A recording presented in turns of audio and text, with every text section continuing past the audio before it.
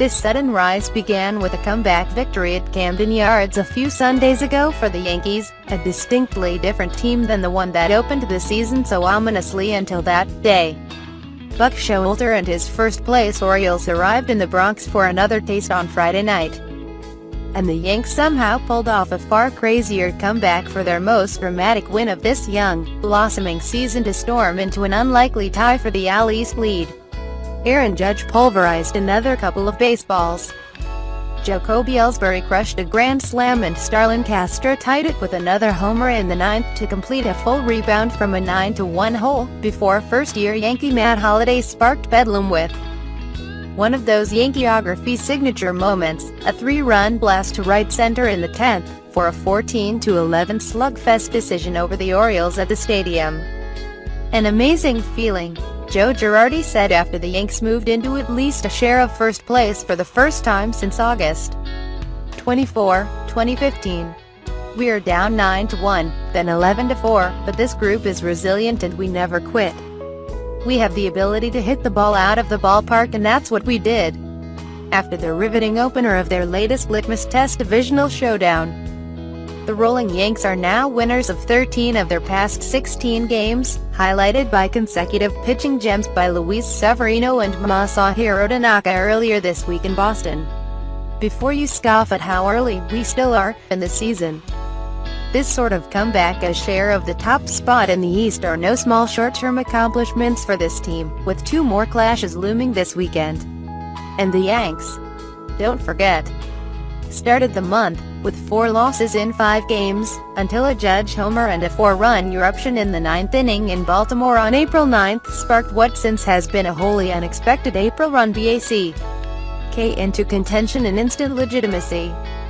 Showalter over the years certainly has seen, and has managed, enough teams to surpass expectations and to last and compete over the 162-game long haul when many experts had those teams playing out T string by late summer.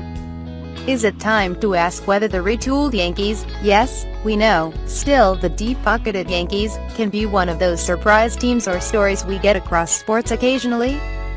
It seems like they have a good vibe around them, and maybe the outside expectations weren't as high as they had. Showalter, the long-ago Yankee skipper, offered before the game.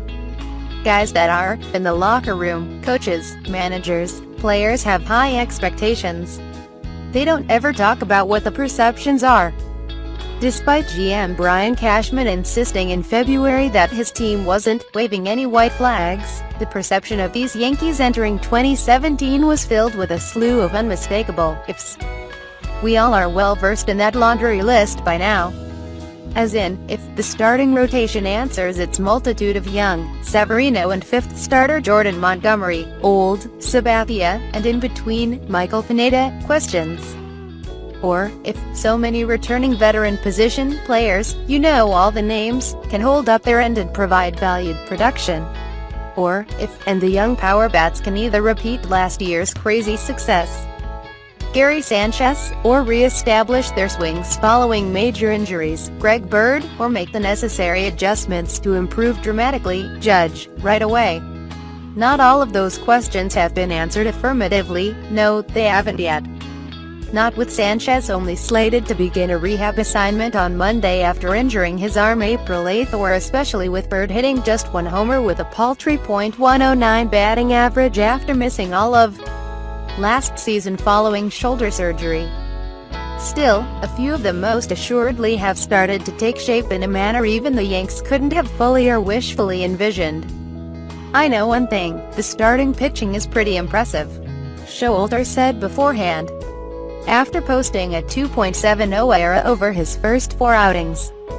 CC Sabathia was anything but impressive in getting rocked for 7 runs.